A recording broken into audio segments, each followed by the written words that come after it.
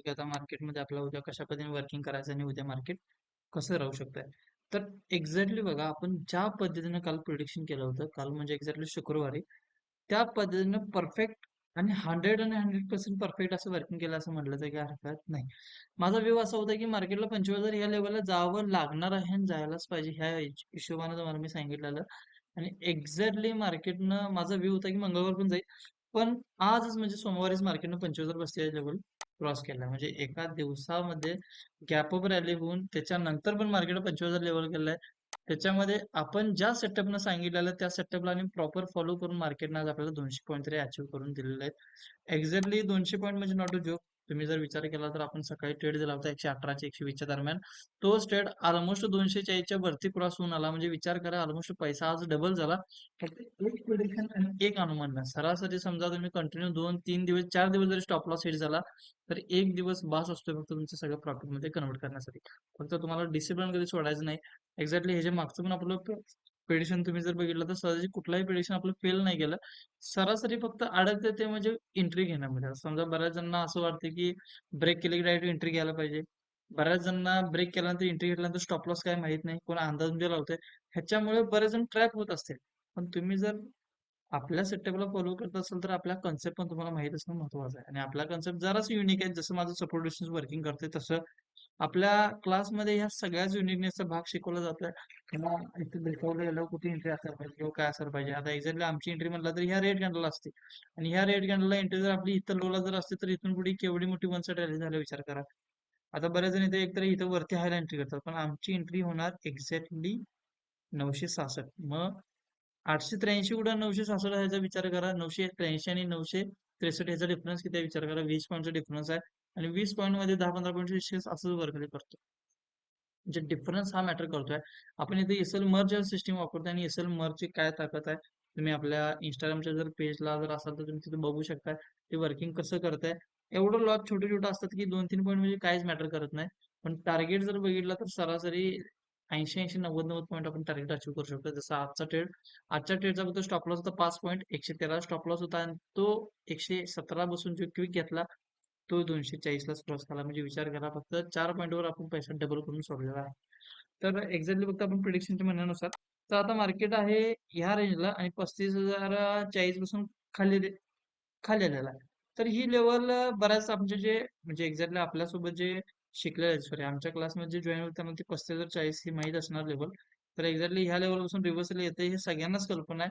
म्हणजे आमच्या तरी आपल्याला जे शिकलं त्या व्यक्तीला 100% माहिती आहे की ह्या लेवलपासून का खाली आलं. का खाली आलं ह्याचा रिझन महत्वाचा नाही. पण एक्झॅक्टली उद्या काय करायचं हा सगळ्यात महत्वाचा मुद्दा आहे. तर उद्या आपल्याला बघा ह्या लेवलच्या वरती बसायचं. फक्त जरासं ह्या ट्रेडला जरासं रिस्की ट्रेड म्हटलं तर काही हरकत नाही. सगळ्यात स्टेबल ट्रेड असणार 25,700च्या वरती गेल्यावर. समजा इथं वरती गेला आणि इथून जर रिव्हर्सल फिरलं आणि ह्या दोनच्या खाली आलं, तुम्ही इथं पुटला बसा. आहे तशी ही रॅली तुम्हाला इथे मिळू शकते. इथं पण मार्केट येऊ शकतं काही हरकत नाही. तुम्हाला इथं पण रॅली मिळू शकते फक्त पुट साईडला. फक्त कॉल साईडला जरा सेफली वर्किंग करा. जास्त हेवी क्वांटिटी वगैरे ट्रेडिंग वगैरे करू नका. पुटला येणं जरा शक्यता कमी आहे. जे पण आपल्याला व्यू कॉल साईडला दिसून जाऊ शकतो उद्या. त्याच्यानंतर बँक निफ्टीमध्ये आपण बघूया बँक निफ्टी कसं वर्किंग करू शकते आणि काय. तर बऱ्याच जणांना असं वाटतं की आपण दोन्ही साईडला लेवल देतो की बाबा इथून खाली येईल, इथून फुटला जाईल, इथून काही येईल.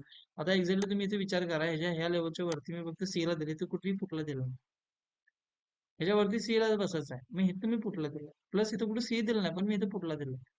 असे काही नाही की प्रत्येक लेवलला सी लाच बसा म्हणतोय, प्रत्येक लेवलला फुटला द्यायला म्हणतोय. असं कधीही म्हणत नाही. एक्झॅक्टली मागं जे झाले त्याच गोष्टी मी फक्त पुढं करतोय. फक्त माझी पद्धत वेगळी आहे. बऱ्याच जण सेम वरती त्यामुळे बरेच जण मला फॉलो करायचा प्रयत्न करत नाहीत. पण तसं तुम्ही करू नका. नीट जर तुम्ही केअरफुली जर बघितला तुम्हाला सगळ्या गोष्टी समजून जातील आपण काय करतोय. ओके.